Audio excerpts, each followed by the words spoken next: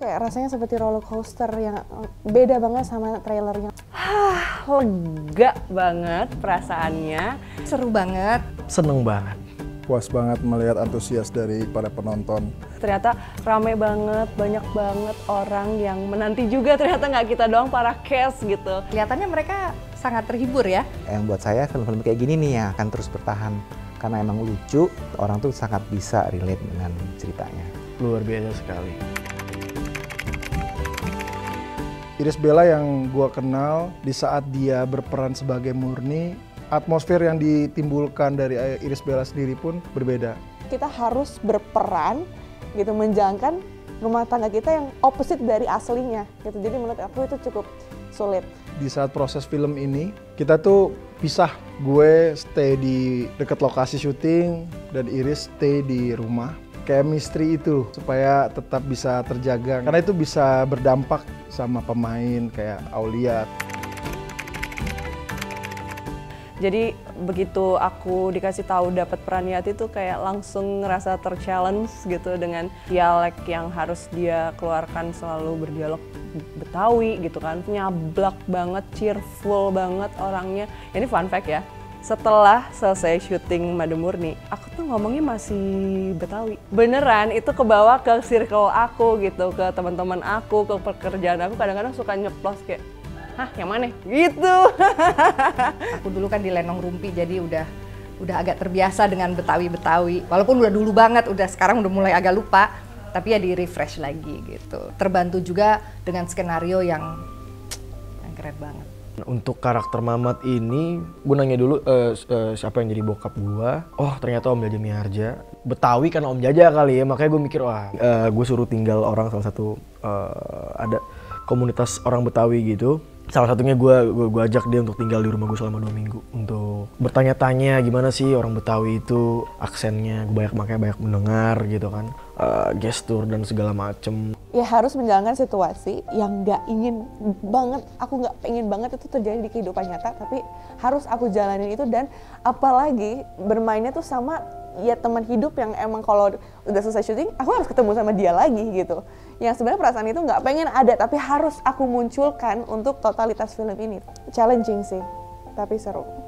Di satu sisi seorang guru ngaji berubah menjadi seorang debt collector. Nah disinilah yang menarik menurut gua mengobservasi karakter si Mustaqim ini sendiri.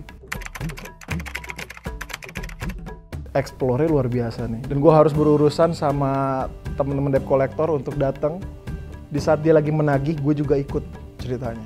Gue make atribut gitu lah, pakai rambut dan bohong-bohongan lah gitu ya. Jadi kayak gue nutupin, gue cuma mau duduk aja di situ, gue mau lihat bagaimana sih caranya.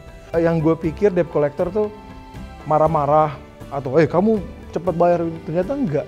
Aku sangat terbantu dengan tempat tinggal aku ya. Tetangga-tetangga aku tuh kebanyakan orang Betawi gitu. Jadi aku belajar dari memperhatikan cara mereka ngobrol gitu. Jadi benar-benar setiap hari kayak nyapa gitu, halo Bu gitu. Terus sapaan dia kayak harus gini nih kayaknya gitu. Musik untuk film romantic komedi itu terutama sisi komedinya itu nggak gampang. Jadi emang awal-awal agak-agak susah tuh. Saya sampai telepon Mon, ini gimana ya Mon? Terus dia bilang, lu kan udah biasa gini-gini. Iya tapi nggak kayak yang komedinya kayak gini. Setelah tadi ngelihat reaksi penonton di premier, alhamdulillah kayaknya banyak yang terhibur. Pencarian cast menjadi bagian yang cukup lama, tetapi akhirnya kita dapatkan pasutri, yaitu Iris Bella dan Amar Joni.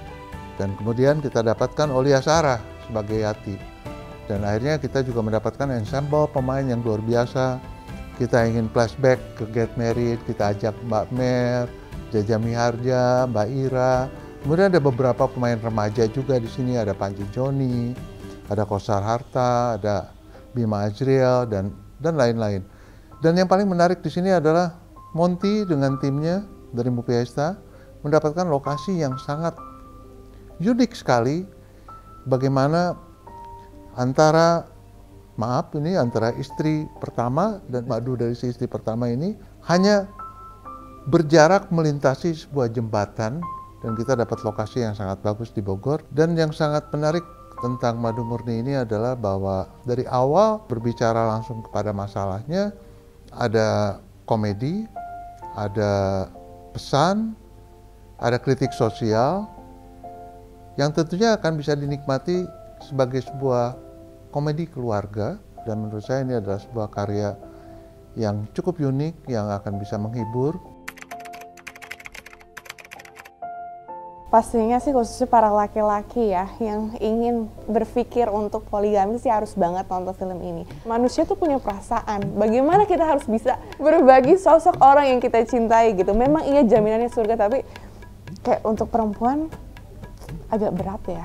Ya bisa dibilang sedikit keresahan aku, orang takutnya bisa nonton yang kayak, wah Aulia Sarah atau Yati pelakor gitu. Padahal, hey, saya bukan pelakor, saya istri kedua, saya madu loh, manis loh madu.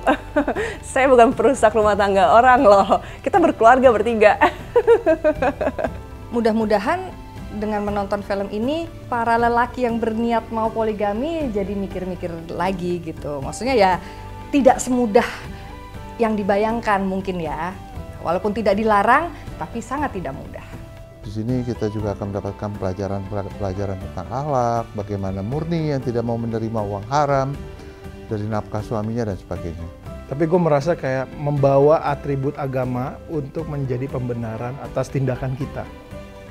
Dan itu kan sangat salah banget sih sebenarnya. Dan itu terjadi. Nah, jadi di sini cara tidak langsung kita kesentil akan hal itu. Kalau untuk keresahan gua, semoga semua orang bisa belajar dari film ini. Jangan nonton bajakan aja. It happens gitu, kayak kita digging scene gitu, kayak kita latihan yuk Amar gitu kan. Nih di sini ada si Iris, dia malah kayak ngeliatin terus kayak oh bisa yang ketawa atau kayak kayaknya malah nambahin. Akhirnya aku kayak wow, magic gitu. Mereka memang the real aktor sih menurut aku. Aku sangat terbantu sekali. Dia tahu di saat adegan sama Aulia, dia tidak mengganggu. Dia memberikan ruang untuk gue bereksplor dan begitupun Aulia. Jadi sebelum ngambil film ini sih pasti diskusi dulu sama suami dan kayak udah set boundaries juga sih sebelumnya. What's okay for me and what's okay for him gitu. Jadi kita diskusiin dulu. Jangan sampai ada rasa itu gitu, kecanggungan atau sampai berantem dibawa pulang ke rumah gitu kan. Dua-duanya nggak enak ya. Tapi jelas-jelas kalau harus memilih,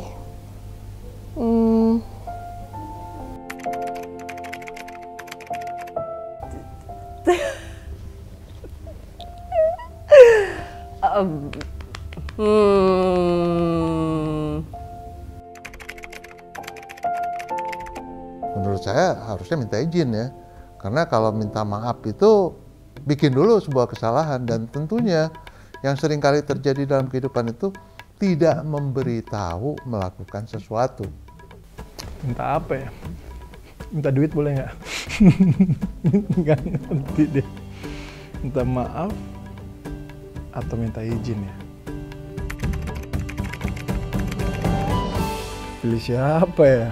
Mau tahu jawabannya? Nonton film Madu Murni. Persembahan Star Vision. Tayang mulai tanggal 30 Juni Di bioskop. Nonton ya! Iris, kalau seandainya Amar Joni minta maaf atau minta izin gimana? hah? Apa-apa? Ini kan kita ngebahas film, kenapa nanya-nanya Amar Zoni? Ya nggak ada lah minta maaf atau minta izin, enak aja.